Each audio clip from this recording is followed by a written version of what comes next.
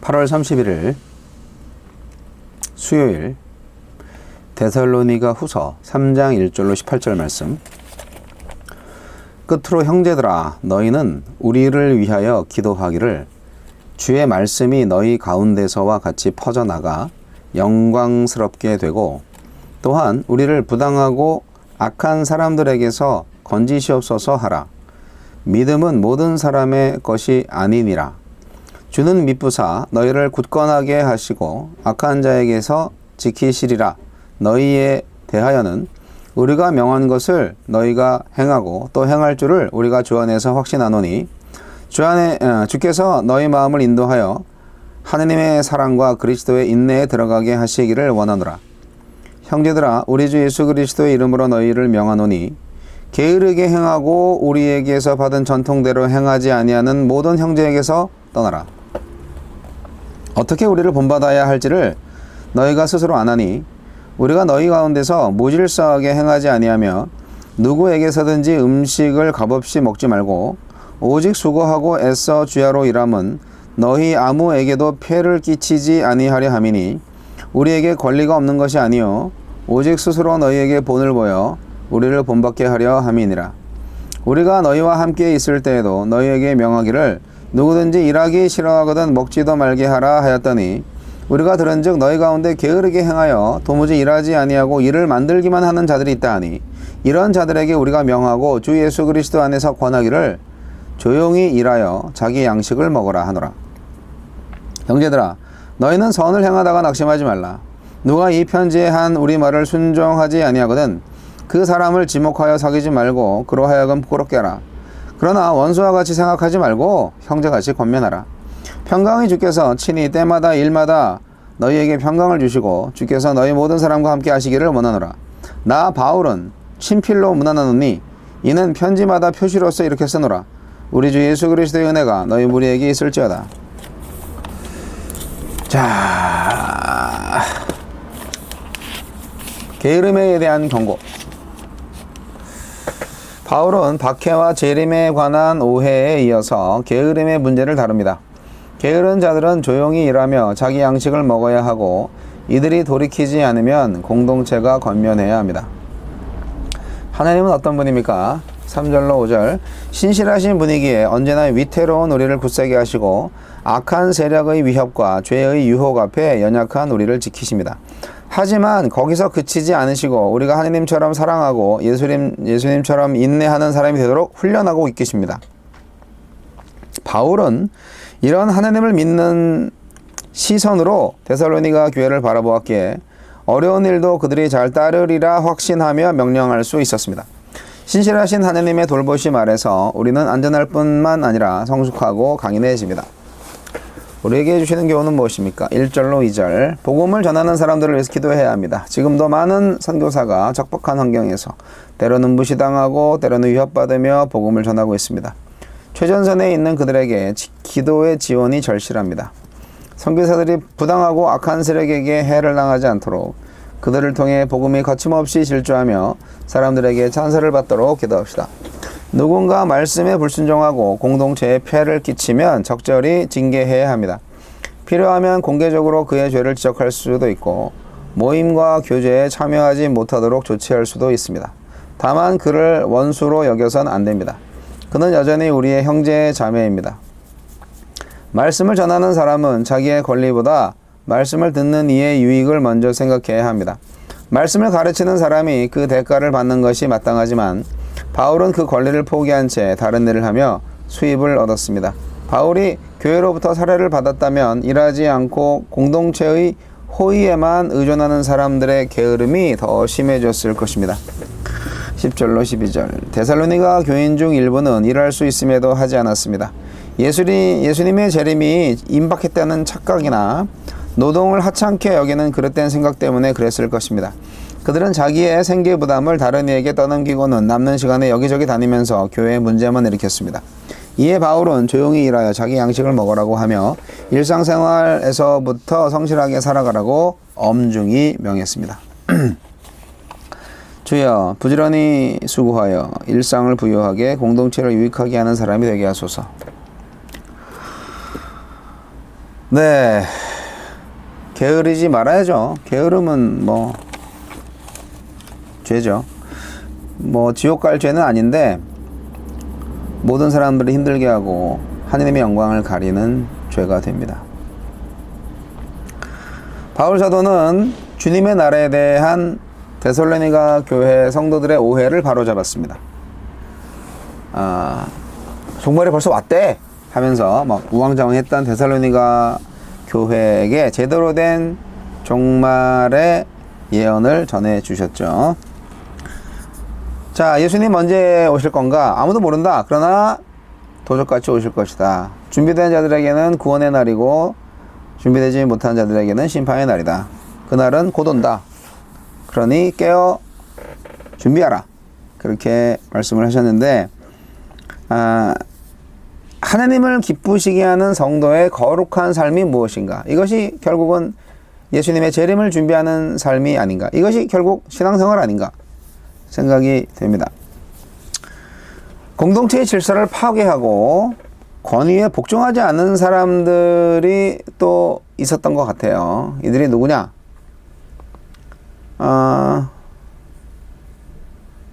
자기 합리화를 잘 하시는 분들이죠. 예수님이 곧 오실 거니까 일할 필요 없어.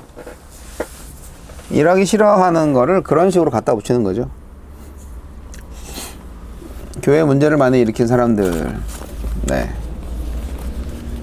그래서 바울 사도가 그 일을 하셨잖아요. 그래서 일을 한 것이 어찌 보면은 말씀을 전하는 종에게 호의를 베푸는 사람들이 많이 있었을 거예요. 그러면 사실 굳이 일을 하지 않아도 본인 생계 유지에는 문제가 없었을 수도 있습니다. 그것이 또 하느님께서 채워주시는 거라고 생각할 수도 있고. 그런데 그 데살로니가 교회가 이제 개척 초기였고 바울 사도의 어떤 생활 방식이 그 덕을 세우기 위해서 본인 생계 유지를 위한 생업을 하고 있었죠. 오늘날 전임 목회를 꿈꾸고 전임 목회만이 목회라고 생각하는 사람들한테는 굉장한 도전이 될 수 있어요. 자, 바울 사도는 데살로니가 교회에게 말씀합니다. 그것은 오늘날 우리에게도 말씀하신 바와 같습니다.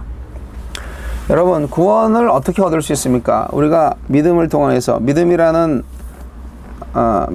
자체라는 어떤 그 완전한 도구, 도깨비 방망이처럼 믿음이라는 걸로 인해서 우리가 구원을 받나요? 우리의 구원은요, 믿음이 주는 게 아니고요, 하나님께서 은혜로 주시는 겁니다. 하나님이 우리에게 믿음을 요구하시죠. 그런데 그 믿음 역시 하나님이 주시는 믿음이에요. 그거 좀 이해가 안 되실 거예요. 초신자들은 이해가 안 됩니다만, 내가 믿는 믿음이 아니라 하나님이 주신 믿음이 있어요. 믿어지는 거죠. 예. 내가 믿는다고 해서 믿어지는 게 아니에요. 믿어져야 믿어지는 거예요. 경험을 해본 사람만이 아는데 저도 처음엔 좀 헷갈렸어요. 잘 이해도 안 되고. 하지만 그냥 느낌은 압니다. 아, 하나님이 나에게 믿음을 주셨네. 그래서 은혜인 거죠, 구원은. 바울 사도는 구원의 안전이 우리에게 달린 것이 아니라 미쁘신 하나님께 달려있다고 말하고 있습니다. 그분이 우리를 굳건하게 하셔서 악한 자들로부터 지켜주신다고 말합니다. 그 하나님으로 인해서 결국 바울은 성도들이 자신이 가르쳐준 대로 순종하시고 제발 좀 어떤 시련 가운데에서도 하나님의 사랑과 그리스도의 인내를 배우고 잘 버텨라, 잘 배워라, 그렇게 기대합니다. 지도자는 하나님의 능력을 확신하고 성도의 성숙을 기대하는 사람이어야 합니다. 계속 내 말만 들어 하면서 어린아이의 상태에 머물기를 원하는 그런 교회 지도자들이 있어요. 그래서 자기 말만 순종하게 만드는 그런 거를 원하는 지도자들이 있는데 안 좋습니다. 말세가 될수록 더욱더 우리는 질서를 지켜야 합니다. 바울이 수고하고 애써서 자신의 생계를 스스로 꾸리는 거, 이거 바울 사도가 직접 보여준 그리스도인의 전통 아니겠습니까? 삶의 방식. 바울 사도는 정말 복음을 전하는 대가로 여러 가지 금품을 받을 수도 있었고, 그것이 나쁜 것은 아니었어요. 오히려 감사한 부분이 될 수가 있죠. 하지만 본인이 그렇게 얘기했죠. 내가 받을 권리가 있었다. 복음을 전하는 자로서 그 대가를 받을 권리가 있었지만 애써 그거를 받지 않고 직접 일하면서 성도들한테 폐를 끼치지 않는 본을 보였다. 그렇게 말씀을 하시네요. 세상의 인습이 그 같은 삶을 정당화하더라도 그리스도인들은 무질서로 여겨야 해요. 아주 유명한 말씀 오늘 나오죠. 일하기 싫은 자는 먹지도 말라. 이것이 바로 성도다운 삶의 원리가 아니겠습니까? 불로소득으로 얻은 부를 자랑할 수 없어요. 불로소득으로 얻은 걸 자랑을 하셔요? 조물주의 뜻을 행하기보다 건물주가 되기를 원하는 이 못된 사람들. 여러분, 하나님께서 기뻐하지 않으십니다. 예. 다시 말씀드리는데, 아파트값 올라서 시세 차익을 많이 받아서 부자가 되고자 하는 생각은 버리세요. 뭐 살다 보니 그렇게 됐다는 것은 어쩔 수 없어요. 가진 건 집 한 채고 그냥 여기 계속 살았는데 값이 올랐다. 뭐 이건 괜찮아요. 그러나 투자 목적으로 일부러 살지도 않을 아파트를 구입하는 것은 결국 불로소득에 관련이 있죠. 오늘날 주식 투자 같은 거요, 저는 안 좋다고 생각하는데, 왜냐하면 원래 주식이라는 것은 기업이 기업 운영을 위해서 채권을 발행을 해가지고, 주식을 발행을 해가지고 이제 투자 자금을 모아가지고 하는 거잖아요. 그래서 그 투자금을 많이 모아서 기업을 경영해가지고 순이익이 나오면은 배당금을 그 주주들한테 주는 거, 이런 거죠. 그러니까 주식회사 자체는 자금이 없는 회사가 이렇게 자금을 모을 수 있도록 하는 좋은 건데, 문제는 이제 그 주식이 너무 인기가 있다 보니까 주식 자체가 돈벌이가 돼서 오늘날은 주식 시장이 아주 불을 뿜죠. 그래서 단타를 하시는 분들은 어떻게 보면은 다 투자라기보다는 그냥 합법적인 도박이다. 저는 그렇게 생각을 합니다. 하나님께서 기뻐하지 않으십니다. 그렇기 때문에 땀 흘려 일하는 것이 속편해요. 예, 너무 힘들어도. 가난한 사람들이 부자들의 후원을 얻어서 사는 제도가 있었어요. 근데 이 제도를 악용해서 일할 수 있는데도 부자들의 곳간만 믿고 빈둥빈둥 노는 놈들이 또 있었던 거예요. 정치하는 부자들의 도움을 받아서 후견인들의 환심을 사기 위해서 후견인들을 지지하는 발언을 공적인 자리에서 하는 거죠. 그래서 일만 만드는 경우가 종종 있는 거예요. 결국 이것이 그리스도의 품위를 손상시키는 악이 되었습니다. 바울은 그런 사람들한테 말합니다. 조용히 일하고 양식을 먹으라고 말이죠. 놀고 먹는 이들이 있다고 해서 뭐 아예 구제하는 일 자체를 포기하지는 말아야 합니다. 무의도식하는 형제들을 떠날 뿐 아니라 사귐을 중단시켜서 부끄러움을 느끼게 하는 것이 필요합니다만, 그러나 그것은 그 사람들로 하여금 회개하도록 하기 위한 것이지 뭐 완전히 뭐 외인처럼 여기라는 것은 아니에요. 우리는 형제니까. 여러분, 일하기 싫으면 먹지도 말라. 네. 저도 노는 거 좋아하죠. 저도 놀고 싶어요. 그러나 일할 때도 재밌어요. 아, 이게 인생이구나. 땀 흘려 번 돈이 이런 가치가 있구나. 땀 흘려 번 돈이 되면요, 쉽게 못 씁니다. 예, 돈을 벌어본 사람만이 알죠. 여러분,